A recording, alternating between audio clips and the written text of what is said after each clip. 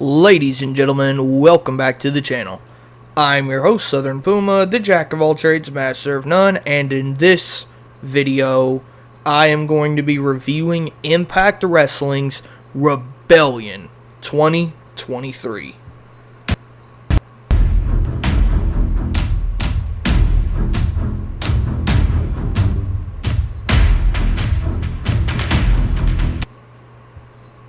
And if you're wondering why I'm keeping on looking down, it's because I have my stream deck over here that I'm looking at.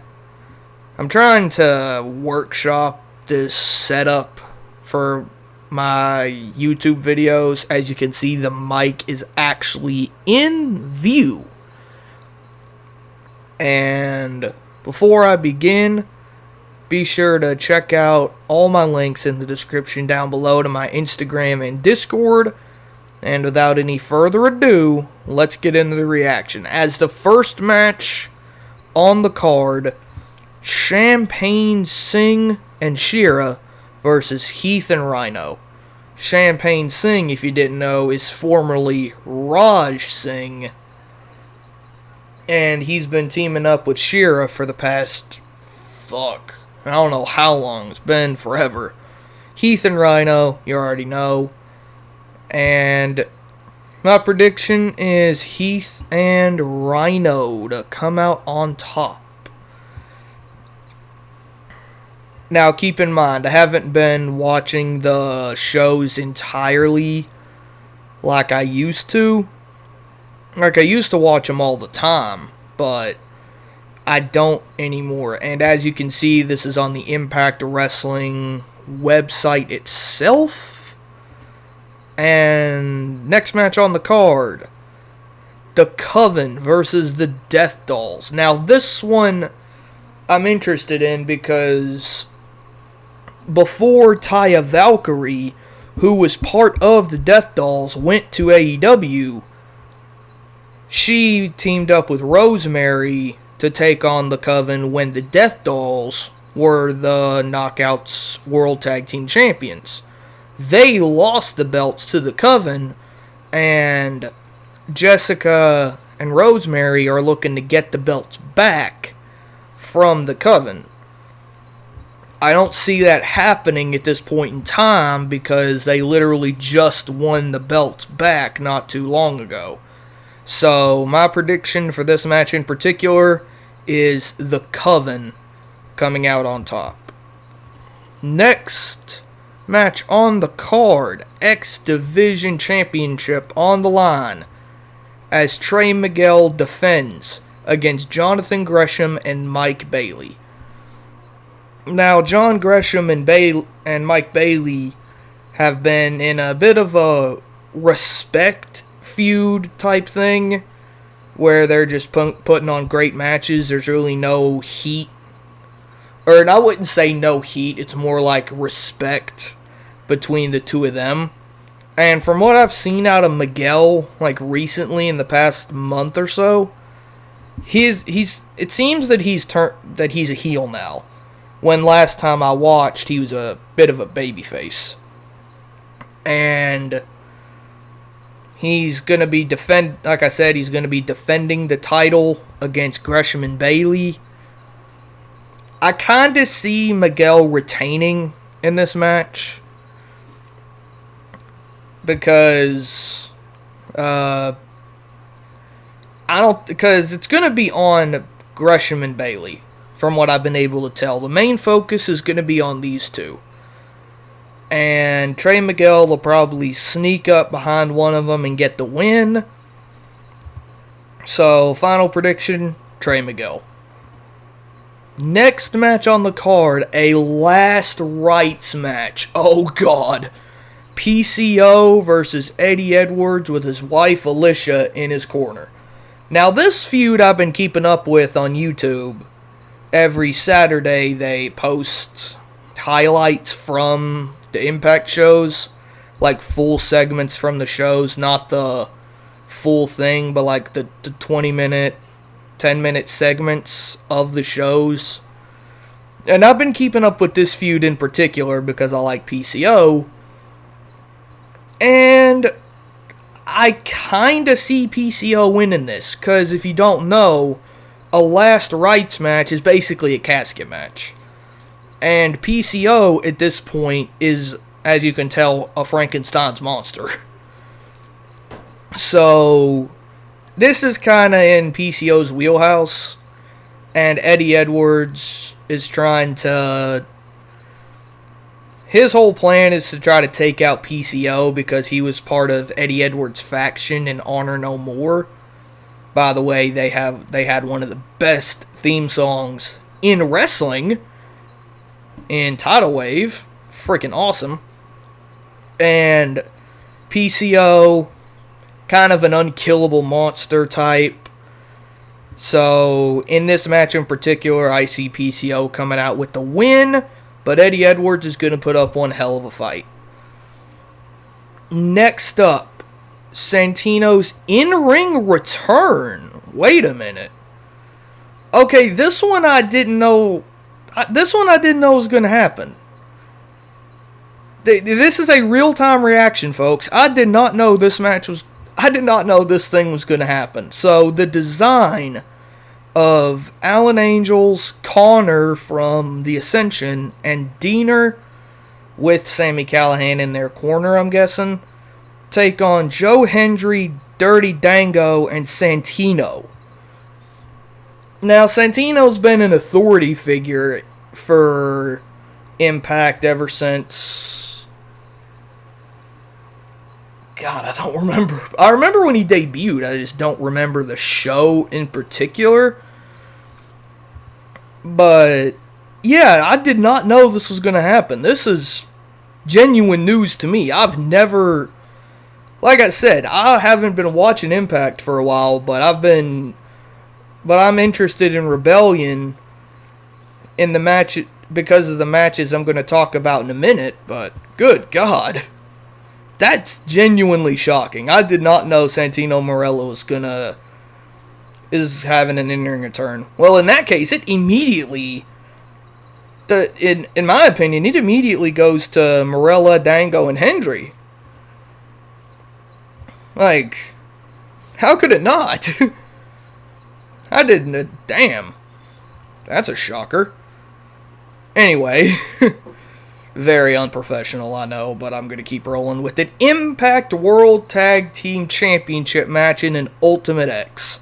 Bullet Club's Chris Bay and Ace Austin take on the Motor City Machine Guns, who are the New Japan World Tag Team Champions.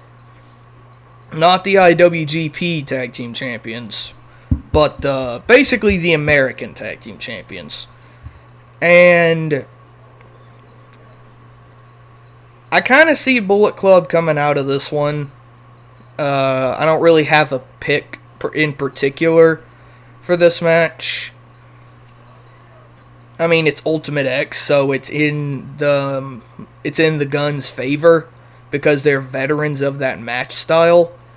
But Bay and Austin have had their experience in Ultimate X in the past. So, I'm not really too sure about this one. I'm going to go with the safe bet and say Bullet Club retains, but it's going to be a great match nonetheless. This is one of those where I don't really care who wins. I just want it to be a great match. Next up, Team Bully. Team Bully Ray, consisting of Moose, I almost called him Mike Myers, Brian Myers, Kenny King, and Masha Slamovich versus Team Dreamer, consisting of Killer Kelly, Franky Kazarian, Yuya Uemura, and Bhupinder Gujjar. And another one that I've been keeping up with on YouTube, this Hardcore War. Another one that I've been keeping up with on YouTube, and all signs really point to Bully Ray, his team winning. Although Team Dreamer, I kind of Not for Tommy, obviously, but I would want Kazarian and Killer Kelly to win this. But there's just more in Team Bully. You got a lot of people who have had prominent spotlight, not just in Impact, but in, Team Bully for this one.